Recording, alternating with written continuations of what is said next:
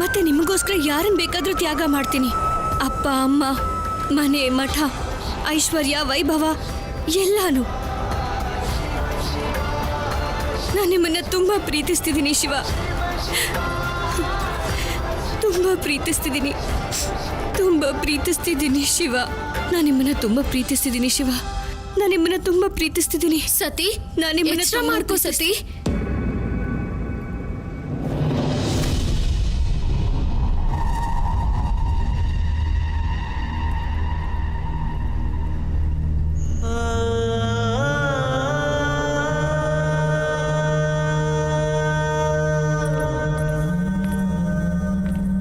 ಸತಿ, ಸತಿ,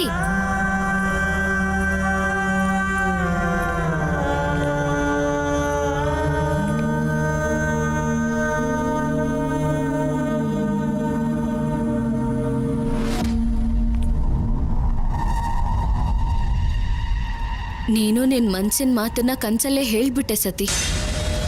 ನಾನೆಲ್ಲ ಕೇಳಿಸ್ಕೊಂಡೆ.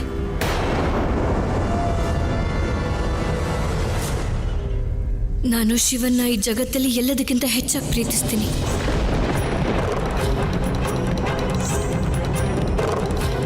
ನಮ್ಮೇಲಿನ ಪ್ರೀತಿಗಿಂತನಾ? ಅದಂತೂ ನನಗಿನ್ನೂ ಗೊತ್ತಿಲ್ಲ. ಆದರೆ ಶಿವ ಮತ್ತೆ ನನ್ನ ಸಂಬಂಧ ಸಾಧಾರಣವಾದದ್ದಂತೂ ಅಲ್ಲ. ಅದಕ್ಕೋಸ್ಕರ ನೀನು ನಮ್ಮೆಲ್ಲರನ್ನೂ ಮರ್ತು ಹೋಗ್ತೀಯಾ? ಒಂದ್ ವೇಳೆ ಆಯ್ಕೆ ಮಾಡೋ ಅವಶ್ಯಕತೆ ಬಂದ್ರೆ ನಾನು ಶಿವನನ್ನೇ ಆಯ್ಕೆ ಮಾಡೋದು.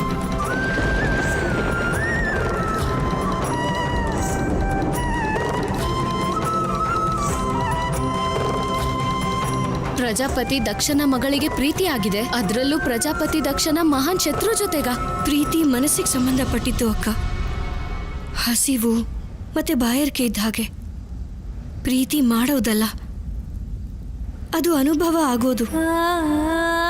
ಅದರ ಅನುಭವ ಆದ್ಮೇಲೆ ನಮಗೆ ಅದರ ಅರಿವಾಗೋದು.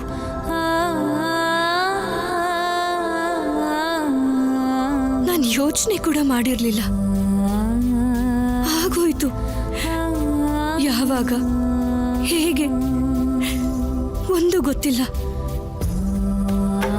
ಆದ್ರೆ ಈಗ ಶಿವನ ಪ್ರೀತಿನೇ ನನಗೆ ಸರ್ವಸ್ವ. ನಾನು ಶಿವನಿಗೆ ಮಾತ್ರ ಸೇರಿದವಳು.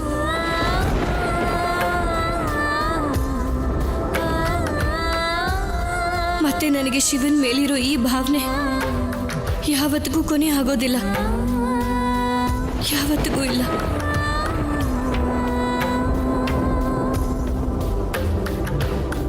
ನೀನು ಯಾವ ದಾರಿನ ಆಯ್ಕೆ ಮಾಡ್ಕೋತಿದ್ಯಾ ಅಂತ ಅರ್ಥ ಆಗ್ತಿದ್ಯಾ ಸತಿ? ನಿನ್ನ ಆಲೋಚನೆ ಬದಲಾಯಿಸ್ಕೋ ಸತಿ. ಇಲ್ಲ ಅಕ್ಕ, ಪ್ರೀತಿ ದಾರಿಲಿ ನಾನು ಆಗ್ಲೇ ಹೊರಟಾಗಿದೆ. ಇನ್ನು ನಿಲ್ಲೋದು ಇಲ್ಲ, ಹಿಂದೇನೂ ಬರಲ್ಲ. ಮತ್ತೆ ನಿಮಗೆ ಗೊತ್ತಿದ್ಯಾ, ಅವರಿರೋ ಸ್ಥಳ ಕೂಡ ನಾನು ಪತ್ತೆ ಮಾಡಾಗಿದೆ. ನಾನು ಅವ್ರನ್ನ ಹುಡ್ಕೋದಕ್ಕೆ ಹಿಮಾಲಯದ ಕಡೆ ಕೈಲಾಸಕ್ಕೆ ಹೋಗ್ತೀನಿ.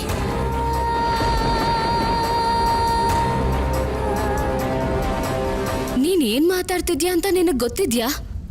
ನಾನು ಸತ್ಯನೇ ಹೇಳ್ತಿದ್ದೀನಿ. ಇನ್ನು ನನ್ನನ್ನು ತಡೆಯೋದು ನನ್ನಿಂದಾನೂ ಸಾಧ್ಯ ಇಲ್ಲ.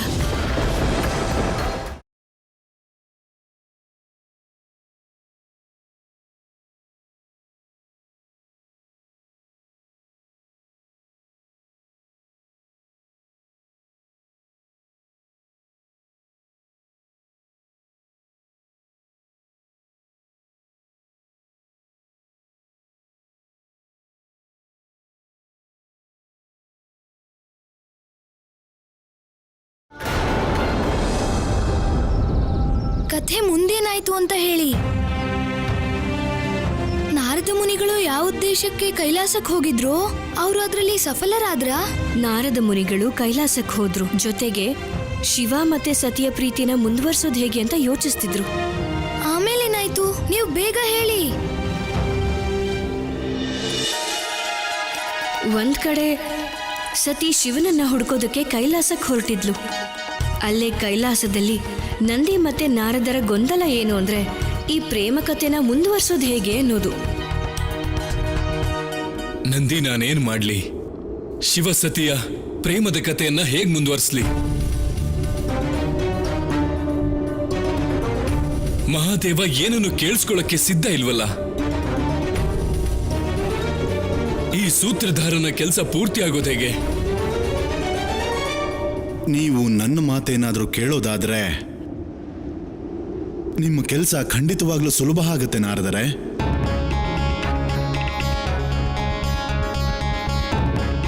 ಸರಿ, ಏನದು? ಪ್ರಭುಗಳ ಬಗ್ಗೆ ಯೋಚನೆ ಮಾಡೋದು ಬಿಟ್ಟು ನೀವು ಮಾತೆ ಸತಿ ಮನಸ್ಸಲ್ಲಿ ಪ್ರಭುಗಳ ಬಗ್ಗೆ ಹುಟ್ಟಿರೋ ಪ್ರೀತಿನ ಜಾಸ್ತಿ ಮಾಡೋದ್ರ ಬಗ್ಗೆ ಯೋಚನೆ ಮಾಡಿ ನಾರದ ಮುನಿಗಳೇ. ನನಗೆ ಅರ್ಥ ಆಗಿಲ್ಲ. ನೋಡಿ, ಮಾತೆ ಸತಿ ನಮ್ಮ ಪ್ರಭುಗಳನ್ನ ಹುಡುಕಿದ್ರೆ ಸ್ವಯಂ ಸತಿನೇ ಪ್ರಭುಗಳ ಮನಸ್ಸಿನಲ್ಲಿ ಪ್ರೀತಿ ಹುಟ್ಟಿಸ್ತಾರೆ. ಆದರೆ ಪ್ರಭು ಮನ್ಸಲ್ಲಿ ಪ್ರೀತಿನೇ ಹುಟ್ಟದೇ ಇದ್ರೆ ಮಾತೆ ಸತಿಗೆ ಶಿವ ಸಿಗೋದಾದ್ರೂ ಹೇಗೆ? ಹೇಗೆ ಅವರ ಮನ್ಸಲ್ಲಿ ಪ್ರೀತಿ ಹುಟ್ಟಿಸ್ತಾರೆ? ಯಾವ ಕಡೆ ಹೋಗೋದು? ಕೈಲಾಸ ಯಾವ ದಿಕ್ಕಲ್ಲಿರ್ಬೋದು? ಸತಿ,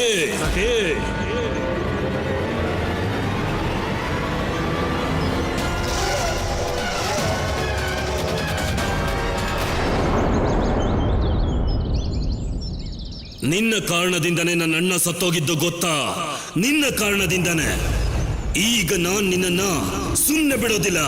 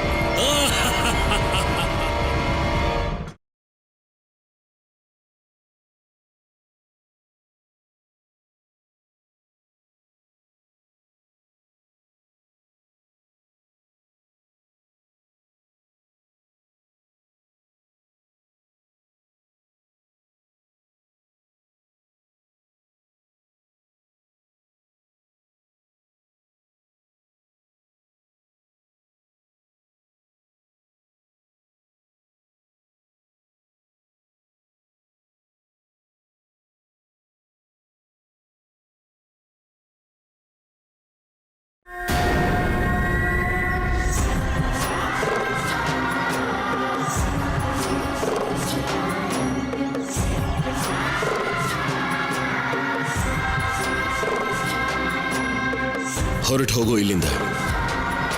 ಸ್ತ್ರೀಯರ ಎದುರಿಗೆ ಪೌರುಷ ಪ್ರದರ್ಶನ ಮಾಡುವುದು ಒಳ್ಳೇದಲ್ಲ.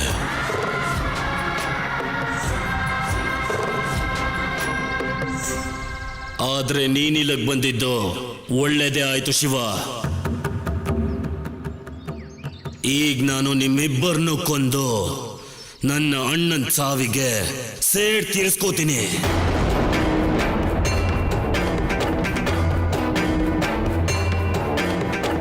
ಈ ಸೇಡು ಅನ್ನೋ ಬೆಂಕಿಲಿ ವ್ಯಕ್ತಿ ತಾನಾಗೆ ಸಾಯ್ತಾನೆ. ಯಾವಾಗ ತಾನೇ ಬಲಿ ಆಗ್ತಿದ್ದೀನಿ ಅನ್ನೋದು ಅವನಿಗೆ ಗೊತ್ತಾಗೋದಿಲ್ಲ.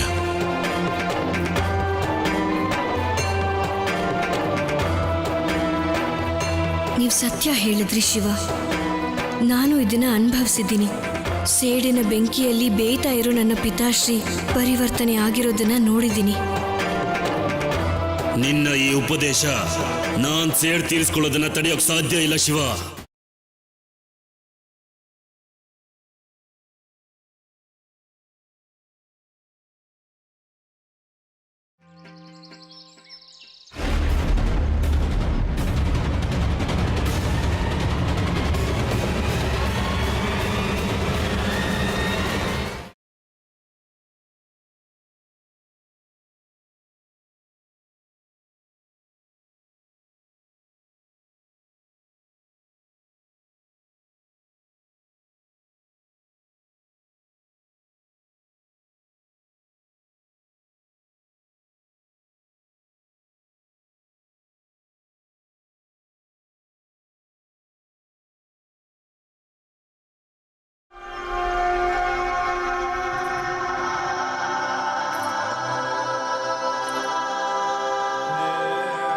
ಇವತ್ ನನಗೆ ಅರ್ಥ ಆಯ್ತು. ನಾನು ನಿಮ್ಮನ್ನ ಮತ್ತೆ ನೀವು ನನ್ನ ನಿನಗೇನೂ ಗೊತ್ತಿಲ್ಲ.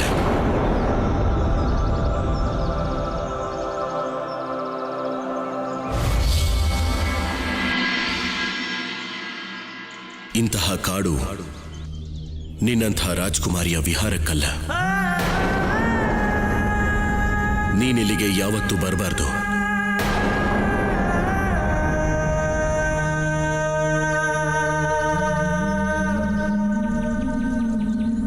ನಾನಿಲ್ಲಿಗೆ ನಿಮಗೋಸ್ಕರನೇ ಬಂದಿರೋದು ಶಿವ.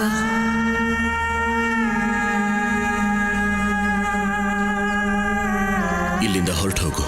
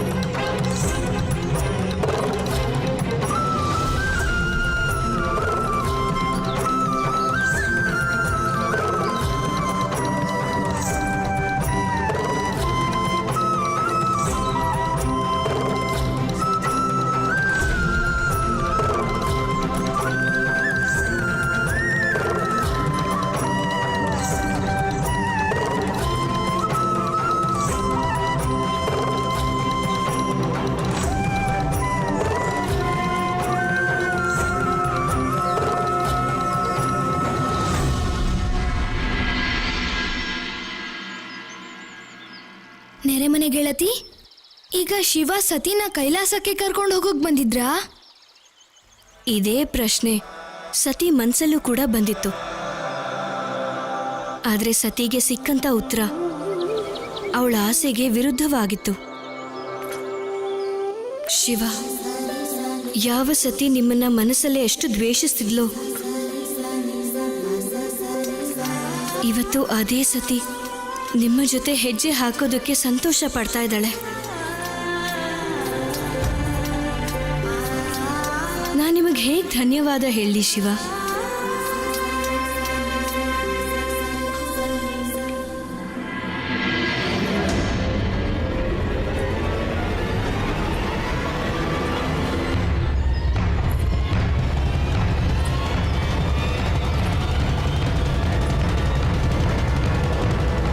ನಿಂತ್ಕೊಳ್ಳಿ ಶಿವ.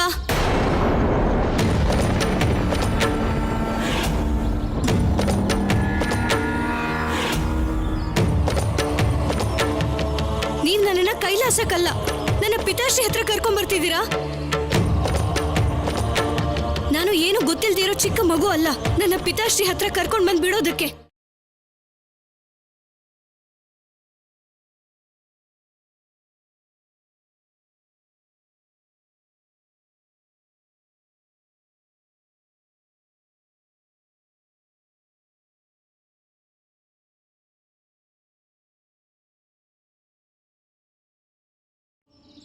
ಸತಿ ಯಾರು? ಯಾರಿಗೆ ಸೇರಿದವಳು?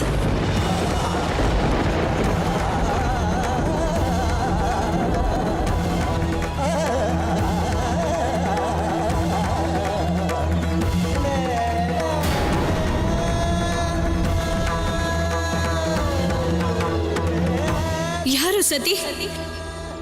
ಮತ್ತೆ ಯಾರಿಗೆ ಸೇರಿದವಳು? ಇದನ್ನ ತಿಳ್ಕೊಳ್ಳೋದಕ್ಕೂ ಮೊದಲು ನಾನು ನಿಮ್ಮ ಹತ್ರ ಒಂದು ಉತ್ತರ ತಿಳ್ಕೋಬೇಕಾಗಿದೆ. ಈ ಪ್ರಶ್ನೆನ ಅವತ್ತು ನೀವು ಕಾಡಲ್ಲಿ ಯಾಕೆ ಕೇಳಲಿಲ್ಲ? ನಾವು ಮೊದಲನೇ ಸಲ ಭೇಟಿ ಆದಾಗ ಇಲ್ಲಿ ನನ್ನ ಅರಮನೆ ಎದುರುಗಡೆ ಯಾಕೆ ಕೇಳ್ತಾ ಇದ್ದೀರಾ?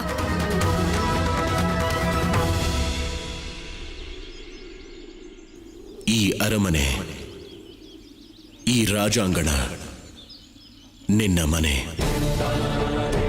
ನಿನ್ನ ಕುಲ, ನಿನ್ನ ಕುಟುಂಬ, ನಿನ್ನ ಪಾಲಿಗೆ ಎಲ್ಲವೂ ಸಾಕು. ನಾನು ನಿಮಗೋಸ್ಕರ ನನ್ನ ಪಿತಾಶ್ರೀನೇ. ಇಷ್ಟೇನ ನೀವು ನನ್ನ ಅರ್ಥ ಮಾಡ್ಕೊಂಡಿದ್ದು? ಈ ಸತಿ ಬಗ್ಗೆ ನಿಮಗಿರೋ ಅಭಿಪ್ರಾಯ ಇಷ್ಟೇನಾ? ಮನೆ, ಕುಲ, ಕುಟುಂಬ ಕೇವಲ ಇಷ್ಟೇ ನನ್ ಗುರುತಾ?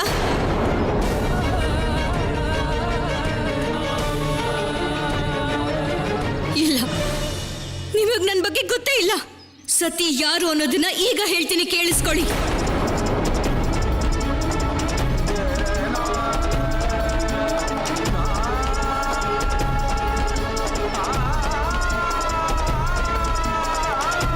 ಸತಿ ತನ್ನ ಬುದ್ಧಿ, ಹೃದಯ ಮತ್ತೆ ಮನಸ್ಸಿನ ಅಧಿಪತಿ. ಸತಿ ಸ್ವಾತಂತ್ರ್ಯದ ಮಾನದಂಡ. ಸತಿ ತನ್ನ ನಿರ್ಧಾರಗಳನ್ನ ಮತ್ತೆ ತನ್ನ ಕೆಲಸದ ಜವಾಬ್ದಾರಿಯನ್ನ ಹೊತ್ಕೊಳ್ಳೋಕೆ ಬರೋ ಯೋಗ್ಯತೆ ಇರುವಂತ ರಾಜ್ಕುಮಾರಿ.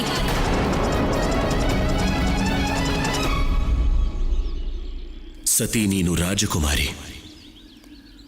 ನಿನ್ನ ಸ್ಥಾನ ಪ್ರಜಾಪತಿಯ ಅರಮನೆಯಲ್ಲಿ.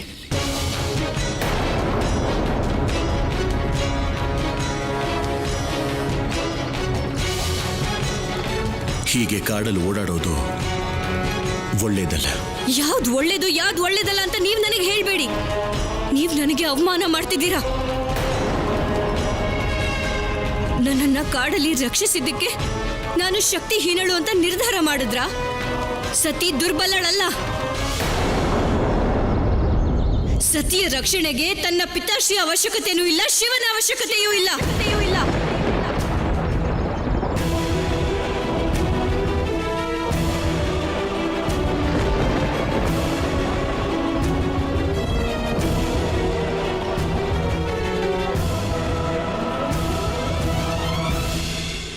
ನಿನ್ನೊಳಗಿರೋ ಶಕ್ತಿಗೆ ಯಾವುದೇ ಹೊರಗಿನ ಸಹಾಯದ ಅವಶ್ಯಕತೆ ಇಲ್ಲ. ಆದರೆ ಕೆಲವೊಂದ್ಸಲ ಶಕ್ತಿ ಹೆಚ್ಚಾಗ್ತಾ ಆಗ್ತಾ ಅಹಂಕಾರಕ್ಕೆ ಜನ್ಮ ಕೊಡುತ್ತೆ.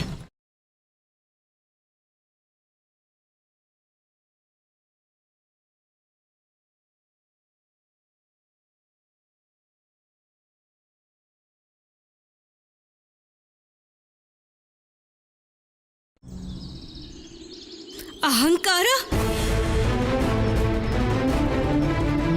ನಿಮಗೆ ನನ್ನ ಮನಸ್ಸು, ನನ್ನ ಮಾತು, ನನ್ನ ಹೃದಯದಲ್ಲಿ ಬರೀ ಒಂದೇ ಭಾವನೆನ ಕಾಣಿಸಿದ್ದು ಅಹಂಕಾರ.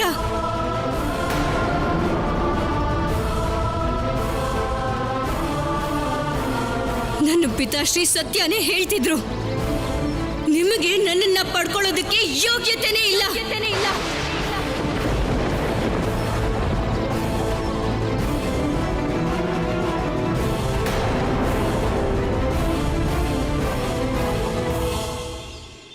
ಯೋಗ್ಯತೆ ಅಯೋಗ್ಯತೆಯ ಪ್ರಶ್ನೆನೇ ಬರೋದಿಲ್ಲ ಸತಿ.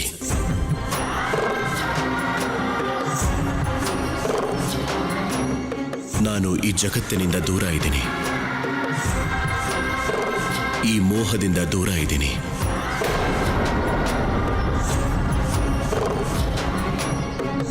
ನನ್ನ ಪ್ರೀತಿ ನಿನ್ನ ವೇದನೆನ ಹೆಚ್ಚು ಮಾಡುತ್ತೆ, ಕಷ್ಟ ಕೊಡುತ್ತೆ. ಸಾಕು, ನಿಲ್ಸಿ, ಇಲ್ಲಿಗೆ ನಿಲ್ಸಿ. ಒಂದು ಹೆಣ್ಣಾಗಿ ನನ್ನ ಅವಮಾನವನ್ನ ನಾನು ಇನ್ನೂ ಸಹಿಸೋದಕ್ಕಾಗಲ್ಲ.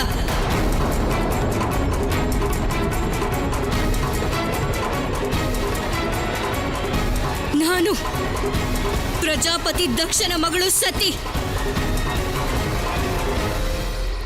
ನಿಮಗೆ ಬಹಿಷ್ಕಾರ ಹಾಕ್ತಿದ್ದೀನಿ.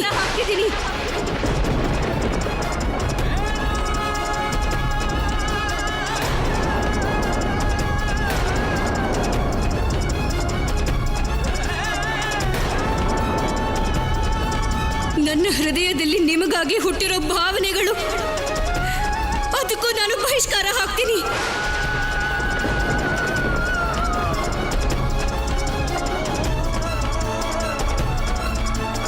ನನಗೀಗ ಅರ್ಥ ಆಯ್ತು, ನನ್ನ ಪಿತಾಶ್ರೀ ನಿಮಗೆ ಶಾಪ ಕೊಟ್ಟಿದ್ದಾರಲ್ಲ, ಅದಕ್ಕೆ ನೀವು ಯೋಗ್ಯರು.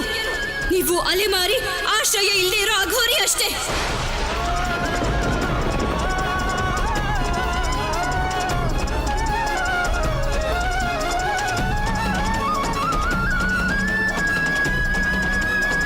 ನಿಮಗೆ ಈ ಅರಮನೆಯಲ್ಲಿ ಯಾವ ಸ್ಥಾನನೂ ಇಲ್ಲ.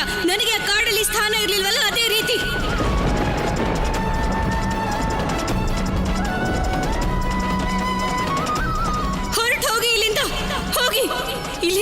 ಅವಶ್ಯಕತೆನೇ ಇಲ್ಲ. ಹೋಗ